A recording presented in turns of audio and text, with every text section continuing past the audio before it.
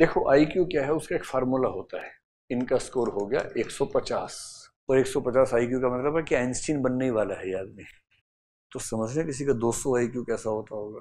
सी से पेपर देखा, question 1 C, question B 2 D, question 3 20 minute में हो गया, नेक्स्ट पेपर लाओ। और कुछ लगे हुए हैं, अच्छा 3 घोड़े बेचे 2 खरीदे, 3 बेचे 2 खरीदे। तो ये है खेल। बात समझ में आ रही कैसे निकालते हैं आईक्यू। तो 3 छोटे छोटे कंसेप्ट हैं, समझ लीजिए, आईक्यू समझ में आ जाएगा। देखो आईक्यू क्या है, उसका एक फार्मूला होता है। What is the full form of IQ? Intelligence quotient, है ना, सिंपल सा है। कंसेप्ट है mental age upon chronological age into 100, that's all. What is quotient? Anything measured in 100 becomes a quotient। तो क्योंकि 100 पे मेजर कर रहे हैं, so it is a quotient। Mental age upon chronological age into 100 is IQ. तो आपको अपना intelligence quotient नापना हो, 3 चीजें चाहिए आपको सिर्फ। What is chronological age? This is the age of the person, physical as.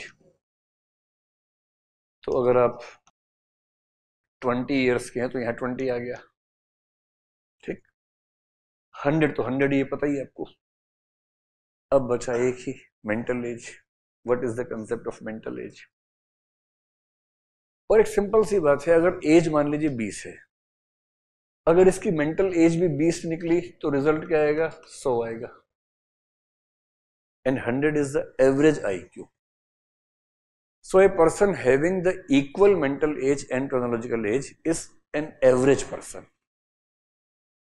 अगर आपकी मेंटल एज मान लीजिए निकल गई 25, तो आपका आईक्यू कितना हो गया? 125 हो गया, which is a huge score in IQ terms. बता रहा हूं। और गलती से अगर ये 15 आ गया तो हो गया 75। और 70 के नीचे होते हैं मेंटली रिटार्डेड, तो बाल बाल बचे।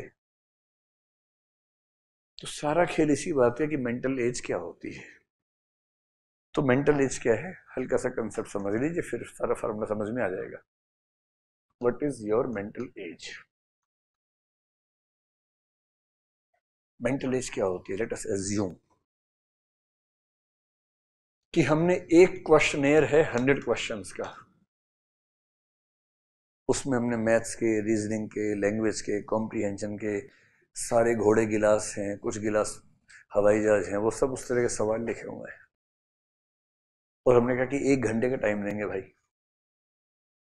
1 घंटा है, 100 क्वेश्चन हैं, और हमने जिस जिस को दिया उनकी एज नोट करते गए।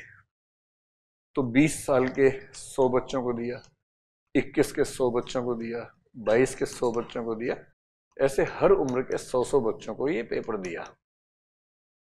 और फिर हमने क्या किया, इन सबके रिस्पॉन्सेस को निकाल लिया कि कितने कितने सही हैं। लेट अस एज्यूम कि 20 साल के जो 100 बच्चों ने एग्जाम दिया, उन 100 के 100 के रिजल्ट्स की एवरेज आई 60 क्वेश्चंस। 60 ठीक, 40 गलत या छोड़ दिए। तो हमने मान लिया कि इस टेस्ट में जो आदमी 60 क्वेश्चंस ठीक करेगा उसकी मेंटल एज 20 साल है। अंडरस्टूड? क्योंकि 20 साल की उम्र के लोगों ने जब टेस्ट दिया, उनका एवरेज स्कोर 60 था। So anyone performing at the level of 60 in this test has the mental age of 20 years. मान लीजिए 23 साल वालों का एवरेज स्कोर 65 आ रहा है, 25 वालों का 70 आ रहा है। So anyone securing 70 marks does have the mental age of कितना है? 25 years हो गया। बात समझ में आ गई? अब एज्यूम कीजिए कि टेस्ट आपने भी दिया, बाकी लोगों ने भी दिया, या उसी टेस्ट में अगर देखें जैसे आपने 20 की उम्र में टेस्ट दिया, एवरेज स्कोर 60 आ रहा है और आपका उसमें 80 आया। आप 20 साल के ही हैं, लेकिन 20 साल की उम्र में मैंने यहां लिख दिया कि 30 साल वालों का एवरेज स्कोर 80 आया। ठीक है, आप 20 साल के हैं, आपने टेस्ट दी, आपका स्कोर 80 आया। लेकिन जब हमने इस टेबल को देखा तो 80 का एवरेज स्कोर उनका है जिनकी एज 30 साल की है, which means in the age of 20 you are scoring the marks which is equivalent to the mental age of 30. तो जब आपका IQ निकालेंगे तो हम ये कहेंगे कि इस बच्चे ने 80 क्वेश्चन ठीक किए हैं, and in this log 80 refers to the mental age of 30 years. तो mental age upon physical age into 100, इनका स्कोर हो गया 150। और 150 IQ का मतलब है कि आइंस्टीन बनने ही वाला है ये आदमी। 130 के बाद गड़बड़ हो जाती है, मतलब अच्छे सेंस में। हालांकि दुनिया में कुछ लोग 200 प्लस वाले भी हैं, 225 वाले भी हैं। अभी भी लिविंग में भी 240 के आसपास एक लेडी है अमेरिका में, उसका जिक्र अक्सर आता है। तो ये है खेल। बात समझ में आ गई कैसे निकालते हैं IQ? और एक एजम्पशन ये है IQ निकालने वालों का, वो कहते हैं कि दुनिया की कोई भी सोसाइटी हो, एक ऐसे करके बेल कर्व बनती है। बेल कर्व का मतलब हर फील्ड में अलग अलग होता है।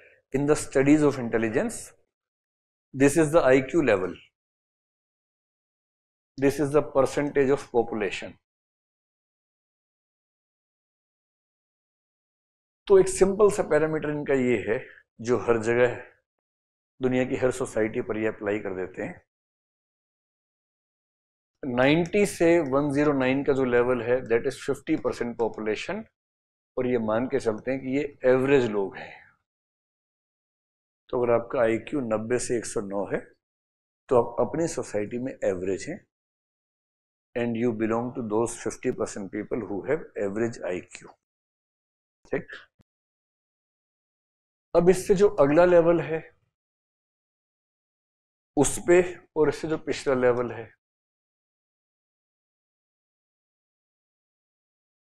80 से 89 और 110 से 119, 16.1% यहां है, 16.1% यहां है, एकदम फिक्स है। फिर जब इससे और थोड़ा सा नीचे जाएंगे 70 टू 79 और 120 से 129, 6.7% यहां है, 6.7% यहां है। लेस देन 70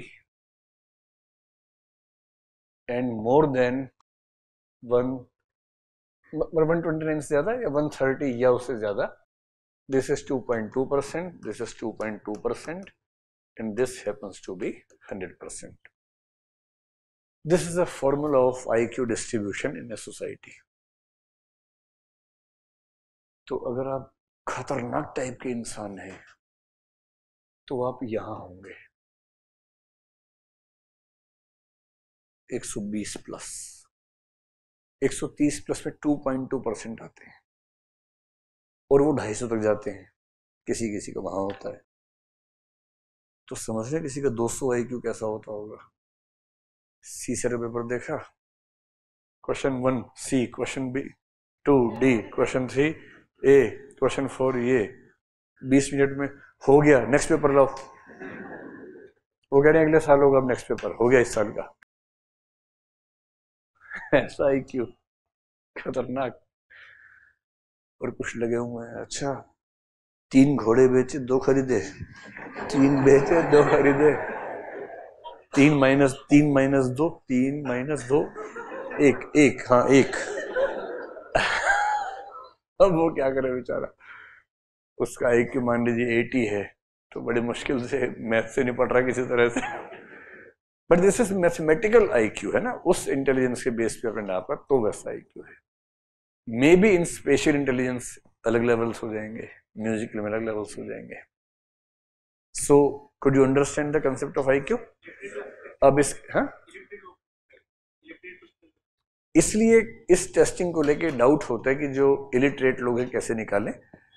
तो तरीके हैं वैसे कुछ, वो वर्बल क्वेश्चंस बोल के पूछते हैं, आंसर लेते हैं, उस बेस पे अंदाजा लगाते हैं. But yes, there is a doubt about the objectivity of test.